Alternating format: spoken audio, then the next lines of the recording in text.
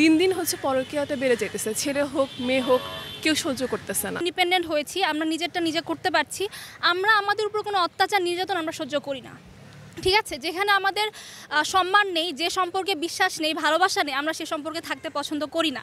এটা একটা কারণ হতে পারে। আরেকটা কারণ এটা হতে পারে যে এখনকার যুগের যে অবস্থাটা এখন হচ্ছে মানে পরকীয়া করার বা এক্সট্রা ম্যারিটাল অ্যাফেয়ারে যাওয়ার মতো সুযোগ সুবিধা অনেক বেড়ে গেছে। সোশ্যাল মিডিয়ার কল্যাণে হোক বা হচ্ছে যেভাবেই হোক, অনেক বেশি এক্সট্রা ম্যারিটাল অ্যাফেয়ারের দিকে মানুষ ঝুঁকে পড়ছে। এটা একটা নৈতিক অবক্ষয়। তো এটাকে আমি ডিভোর্স হওয়ার পিছনে সেকেন্ড রিজন বলে দাবি করতে চাই। আর দিন দিন হচ্ছে পরকীয়াটা বেড়ে যেতেছে, ছেলে হোক মেয়ে হোক কেউ সহ্য করতেছে না। আজকাল এতটা নর্মাল হয়ে গেছে, ঘরে কোনো কিছু হইলে তারা ডিভোর্স দিয়ে দিতেছে। মানে একটা ধর্মীয় যে পার্সপেক্টিভটা আছে ওটা করতেছে না। যে ধর্মীয় পার্সপেক্টিভে মানে চিন্তা করতো বা ওইভাবে চলাফেরা করতো, ডিভোর্সটা অনেক কমে আসতো। কিন্তু মডার্ন যুগ, মডার্ন সায়েন্স, পরকীয়াটা এত নর্মালি নিয়ে নিছে মানুষ, মানে যা খুশি তাই হয়ে যাইতেছে। আর মেয়েরা আজকাল বেশি ডিভোর্স দিতেছে কারণ হচ্ছে যে বললাম যে তাদের একটা নতুন একটা জায়গা ক্রিয়েট হয়েছে যে তারা লাইফ নিজে নিজে চালায় নিতে পারবে বা তাদের ওরকম অ্যাবিলিটি আছে, এজন্য হচ্ছে গিয়ে মেয়েরা এখন ডিভোর্স দিতেছে। নারীদের যে অধিকার, এই অধিকার সম্পর্কে আমরা সচেতন না। একইভাবে ওয়ালটন এসিতে ইনস্টলেশন একদম ফ্রি।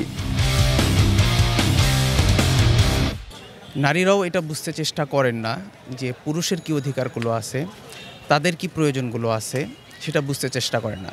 তো এখান থেকে প্রথম বিষয় যেটা, সেটা হলো যে আমরা হয়তো পুরুষরা স্ত্রীদেরকে বুঝতেছি না এবং স্ত্রীরা পুরুষদেরকে বুঝতেছি না।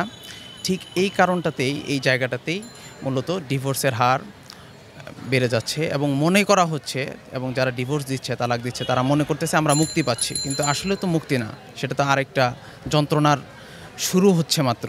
নারীরা যত বেশি সক্ষম হচ্ছে, তার সেলফ ডিগনিটির সেন্সটা বাড়ছে, ফলে আগের মতো করে হচ্ছে যে অসহায়ত্বের জায়গাটা ছিল, এখন ইচ্ছে করলেই কেউ আসলে ওই সিদ্ধান্তটার মধ্যে যেতে পারছে। ফলে এটা একটা বড় কারণ হতে পারে আমার কাছে মনে হয়। আমার কাছে যেটা পার্সোনালি মনে হয় সেটা হচ্ছে মেয়েরা যখন উচ্চশিক্ষা গ্রহণ করে বা হাই অ্যাম্বিশাস হয়ে যায় এবং তখন তার হাজব্যান্ড বা লাইফ পার্টনার যদি ডমিনেটিং ক্যারেক্টারের হয়, সে যদি তাকে ফ্রিডম দিতে না চায় যে হচ্ছে সে যেটা করবে, বা সে উচ্চশিক্ষার জন্য হয়তো বিদেশ যেতে চাইলো অথবা কোনো চাকরি করতে চাইলো, তার হাজব্যান্ড সেটা মানতে পারতেছে না, তখন আসলে সেই মেয়েটার কাছে সেপারেশন বা হচ্ছে অন্য কোনো অল্টারনেটিভ পথ বেছে নেওয়া ছাড়া কোনো উপায় থাকে না। আসলে যুগটাই বদলে গেছে, যার যুগের সাথে সাথে এখন তাই ডিভোর্সের সংখ্যাও বেড়ে যাচ্ছে। সংসার করা মানে হচ্ছে আমার কাছে ব্যক্তিগতভাবে যেটা মনে হয়, দুজনেরই হচ্ছে কিছু কিছু ক্ষেত্রে হচ্ছে কম্প্রোমাইজিং হতে হবে।